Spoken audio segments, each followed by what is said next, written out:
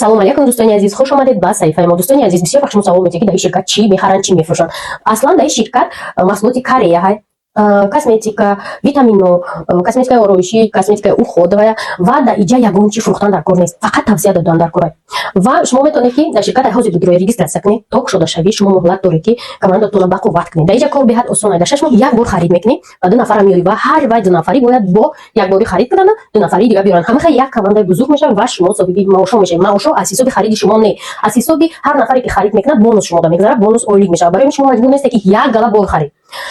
ва мо наметавонем шуморо маҷбур карда ё бо пора ё базора ба кор даъват кунем. Агар шумо воқеан хоҳиш дошта бошед, пас метавонед ҳамроҳи мо дар ширкати Атомик кор кунем ва дар муддати кӯтоҳ ҳам маҳсулоти беҳтарина дастрас кунем ва ҳам маошҳои нағдии. Рақамҳои мо барои кор дар ширкати Атомик дар описанияи ҳама саҳифаҳоямон ҳаст.